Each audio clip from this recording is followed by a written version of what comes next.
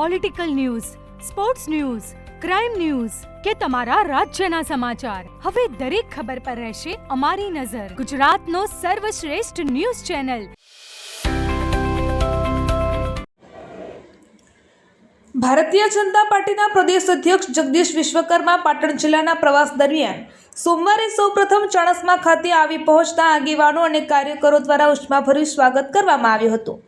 જે બાદ સરદાર ચોકમાં આવેલી સરદાર પટેલની પ્રતિમાને માલ્યાર્પણ કર્યા બાદ પિંપલેશ્વર મહાદેવના મંદિરે પૂજા અર્ચના કરી હતી, જ્યાંથી પૌરાણિક ગોગા મહારાજના મંદિરે દર્શન કરીને સુરાણીવાડી ખાતે આયોજિત સંમેલનમાં ભાગ લીધો હતો, જ્યાં તેમણે કાર્યકર્તાઓને સંબોધતા જણાવ્યું હતું કે આગામી પંચાયત ચૂંટણીઓમાં કોંગ્રેસને જડબાતોડ જવાબ આપવા માટે કાર્યકર્તાઓને હાકલ કરી હતી.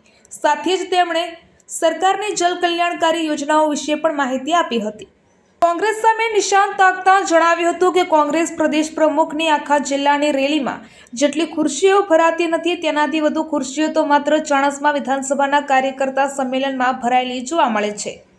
તેમણે વધુમાં જણાવ્યું હતું કે કોંગ્રેસ પાસે ન તો કોઈ વિઝન છે, ન તો કોઈ વિઝનરી નેતા, અને તે માત્ર ગુજરાત વિધાનસભા તથા સાંસદમાં વિકાસ કામોનો વિરોધ કરવાનો જ કામ છે.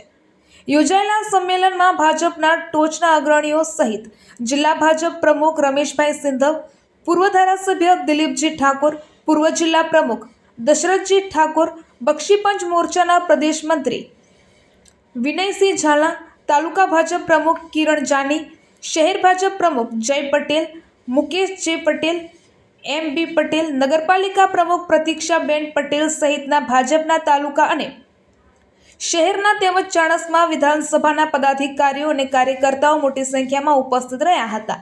રિપોર્ટર જય કિશન સાથે ચેતન શાહ.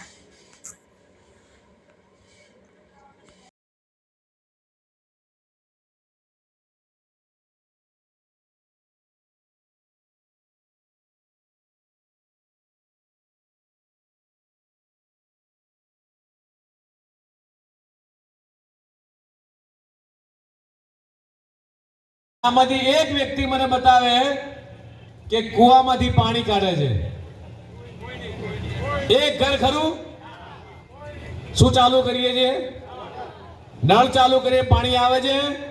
આ પાણી કોણે પહોંચતું કર્યું?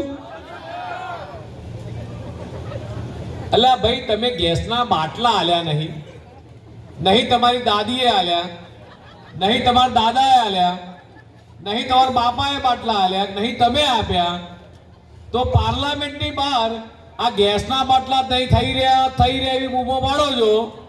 ખાલી પૂછશો તમે કે નહેરુજીને વિચાર આવ્યો તો તમારા દાદાને?